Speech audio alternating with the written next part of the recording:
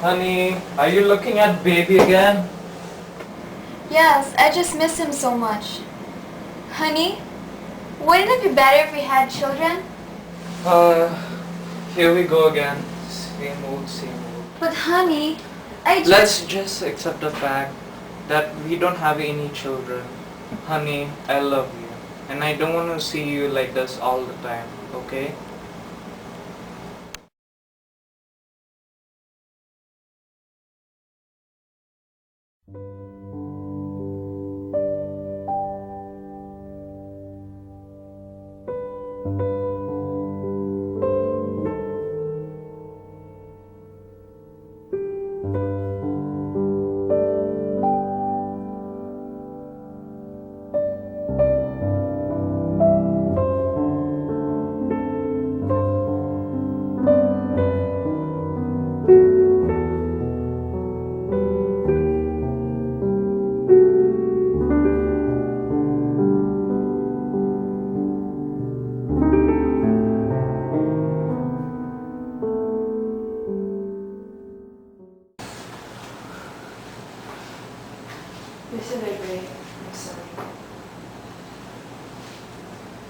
Paging Dr. Rodriguez, please proceed to the ICU. Mr. Libre, I'm sorry to tell you that your wife cannot have any more children. Please proceed to the ICU. You can take it back. I want to take him home with me. Please hand me over my child.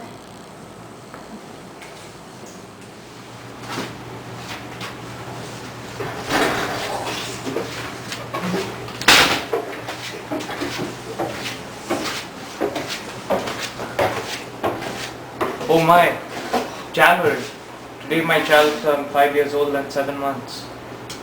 Have to tell my wife about us.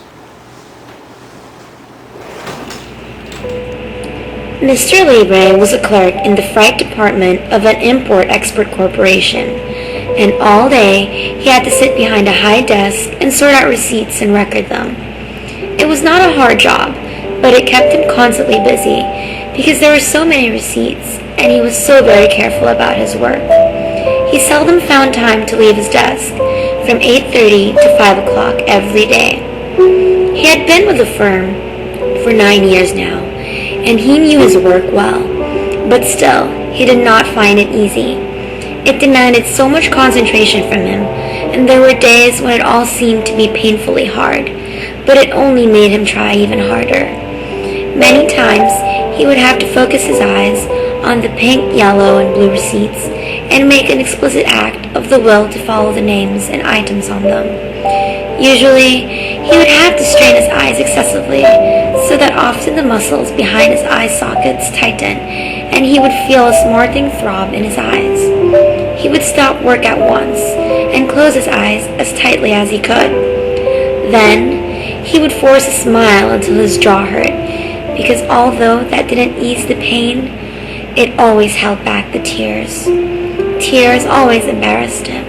They made him feel so helpless.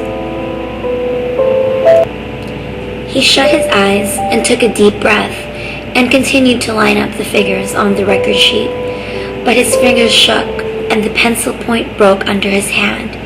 He grew annoyed with himself for being upset over a little thing like that. He was sure his wife was not having an easy day either. Concentration always came hard to Mr. Libre, because sometimes, in the middle of the day, he would find it impossible to keep his thoughts off the many unrelated little things that came into his mind. He would catch himself thinking of his wife, eating lunch alone every day, or the cardboard walls of their room that seemed to close in on them, or perhaps the dead baby submerged in its bottle of green alcohol. He thought of his wife a lot, but many times he thought of the baby too. Mr. Libre noticed too that his wife had changed. In the beginning, she was no different at all, although at times she did not fall into brooding. Then, slowly, for no apparent reason, she grew quiet and kept to herself, and that was when the baby in the bottle took a strange hold on her. He tried to understand her and be patient with her. She did not want to be the way she was, and day by day he got used to her being that way.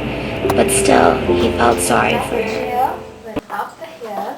Honey, are you Yes? talking to the baby again? Yeah, I am. Really? That's great.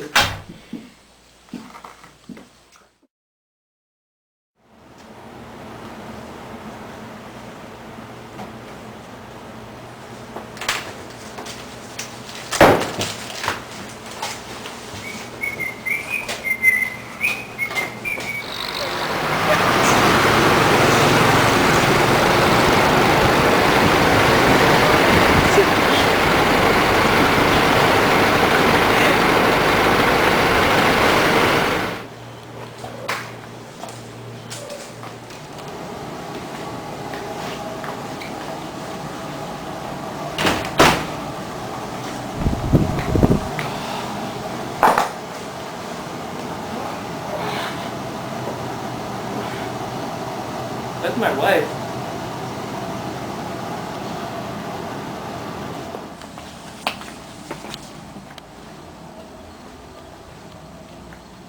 Honey?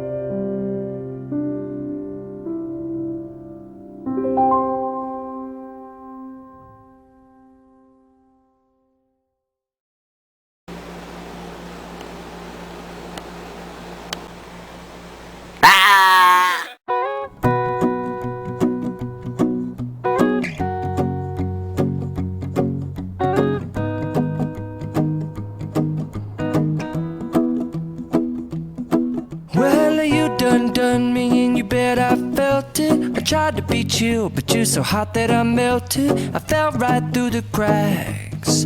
Now I'm trying to get back. Before the cool done run out, I'll be giving it my bestest, and nothing's gonna stop me but divine intervention. I reckon